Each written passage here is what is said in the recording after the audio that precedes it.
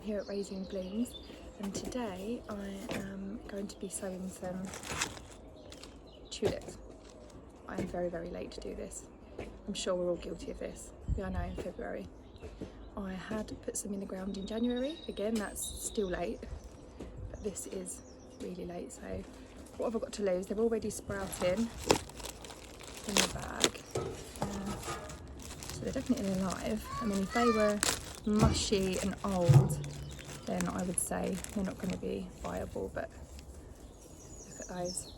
So I'm going to put them in a pot. I know that putting these in so late will mean that they're probably not going to flourish as well. They're not going to have such a wow factor. They're probably going to be smaller. Sorry about that, I got distracted. My 3-year-old was playing in the background and he needed me.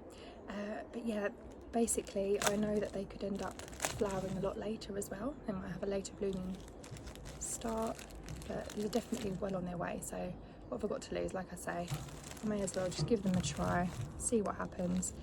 I am going to cheat a little bit because I did go to the garden centre and I bought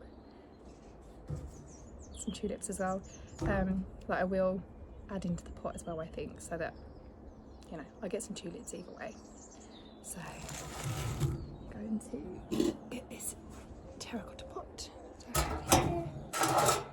It's filled with just multi-purpose compost. With tulips, you need to plant them really at least twice their depth. When you're putting them into a pot, it really doesn't matter if you overcrowd them a little bit, as long as they aren't touching. So I'm going to put these in, make sure obviously the flat side goes down.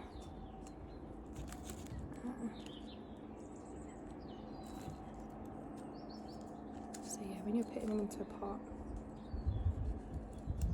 it really doesn't matter if you kind of cram them in, but you don't want them touching each other.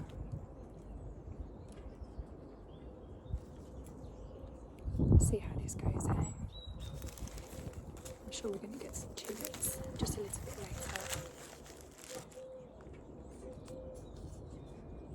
than if I'd have planted them sooner.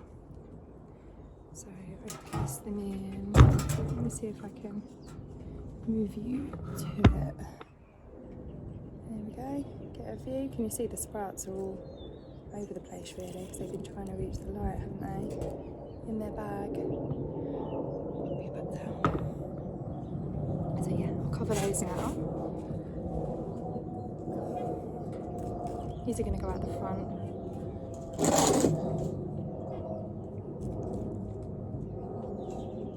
A little spring display. It's February now and spring is in the air, but today is the only sunny day. I think that we're due a lot of rain for definitely the next week, probably the next fortnight. Rain, rain, rain. So I thought I would take the opportunity and come out now, get this job done, even though I'm late.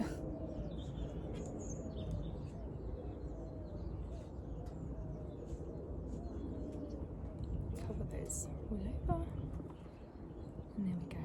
We'll wish them luck, won't we? We'll give them the water and pop them out on the front doorstep as they are. I will keep you updated on those. And then I've got this other pot here that I'm actually going to plant these tulips in. These ones called Candy Prince, these ones called Purple Prince, and there's 2 in each pot. The ones that I put in the other pot are called Sunset Skies. They look beautiful, don't they? What I'm going to do is just take these out.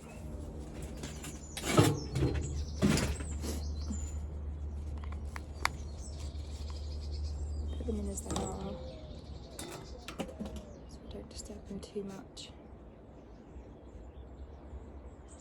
Well, actually, I think there might be three bulbs. Okay.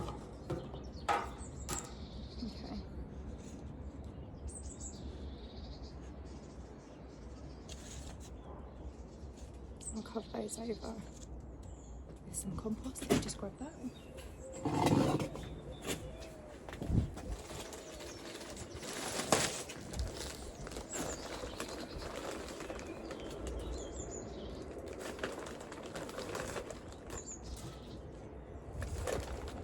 comment if you are still late to do your tulips too, or if you're much more organised than me.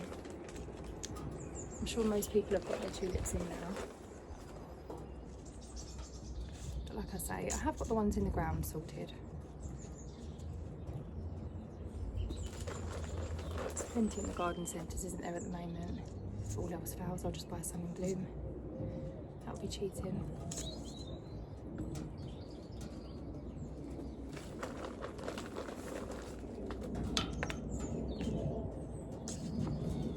Here we go. I'm sure that will look pretty outside. That's that little job done.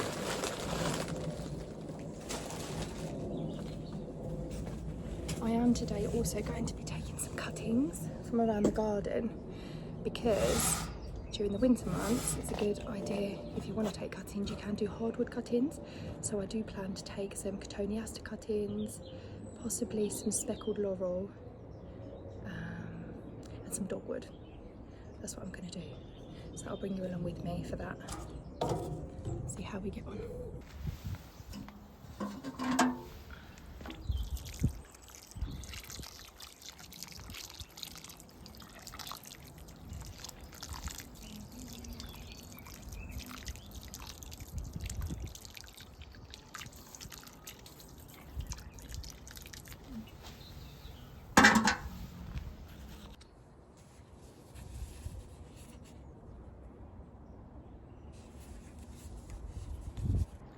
If you can see the red branches there, that's my dogwood that I've got growing in the garden. And I'm going to look for a thick stem that's quite long, and I'm going to cut it. And then I'm hopefully going to get 3 or 4 cuttings from that stem, and I'll show you that bit next. But what I might do is try to get a couple of long stems. Let's see how I go. And here we have my cuttings, the dogwood on the left and the cotoneaster on the right. It's a bit later, it's a bit colder, it's getting chilly. I've got my coat on now, but I've got my cutting material for my dogwood right here, and you have to try to remember which way is the top and which one's the bottom, so don't get that confused. You could do a horizontal cut one end and a slanted cut on the other. And what you do is you want to take a snip just below a node, which you'll see the little nodes up the stem, and then you want to count 2 nodes, 1, 2, and then take a snip just above the next node, like that. And then you want to get some rooting hormone powder, which I've got here, dip it in, and then place it in a pot of compost.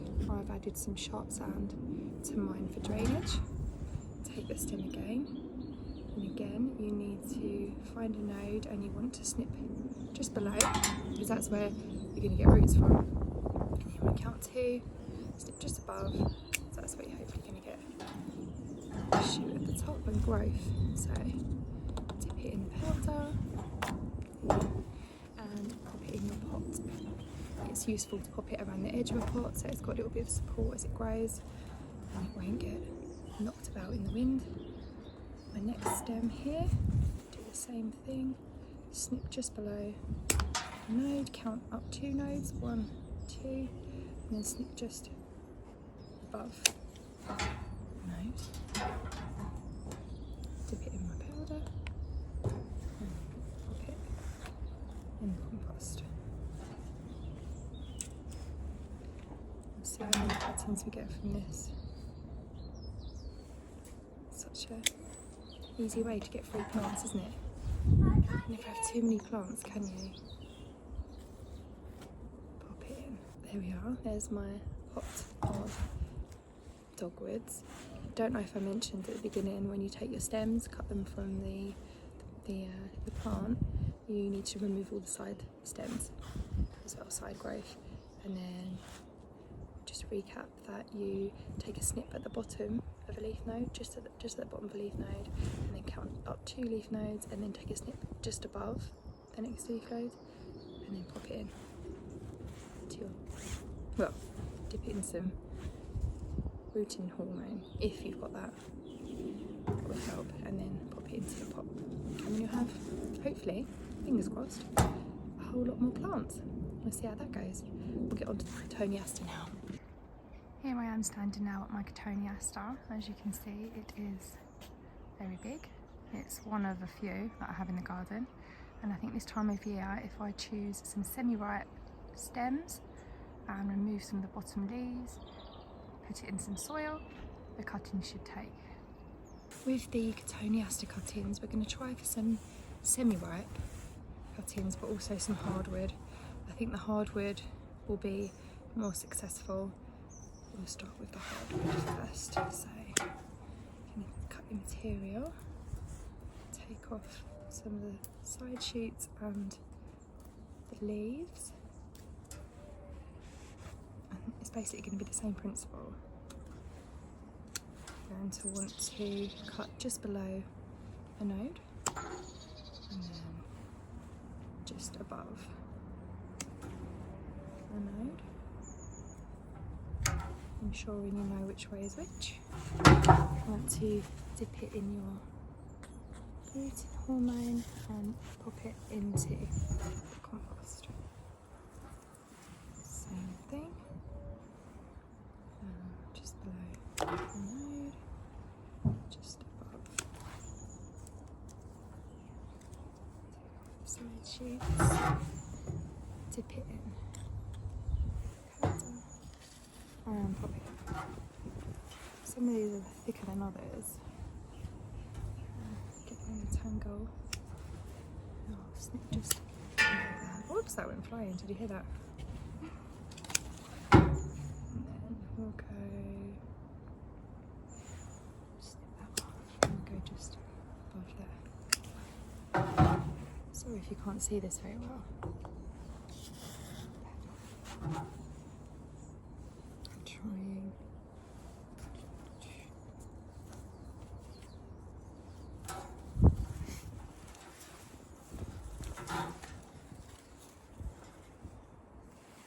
Okay, again, remove all the side growth. It can be a bit tough, so snipping it might be easier.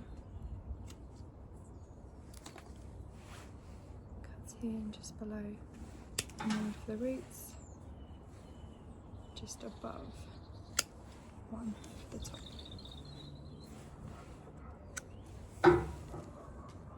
Tip it in. And away you go.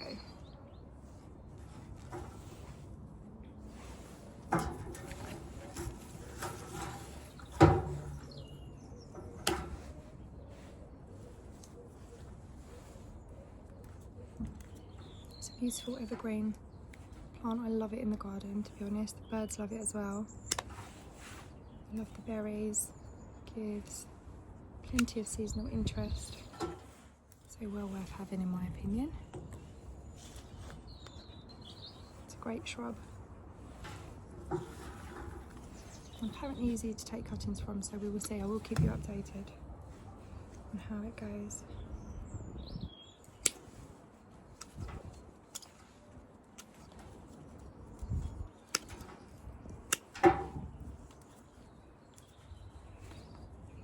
And actually it will be an experiment, won't it, to find out which take better, the softwood cuttings, semi-ripe cuttings, or the hardwood cuttings. Because I'm sure I've read two separate pieces of information there. I'm sure that the first piece I read said that semi-ripe cuttings were fine. And then I've read elsewhere that actually hardwood cuttings are better, so it will be an experiment, won't it?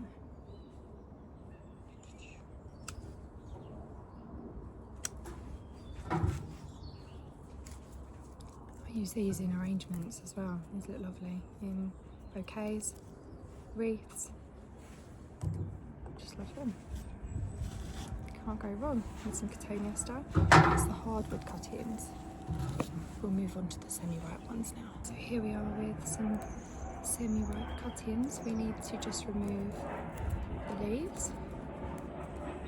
The lower leaves I'm removing. I'm going to cut just below the node. I'm going to dip it into my cutter and just pop it in to a pot of compost. Again, with some sharp sand mixed in, so plenty of drainage. It will really be interesting, won't it, to see which ones take better. I mean, someone here might already know. You might be able to tell me already that I'm wasting my time doing the semi-ripe. We'll see, won't we? I have already put, I did already start and put a few in there already. So that's how that looks. Let me know if you give it a go, or if you have given it a go, and how it worked for you.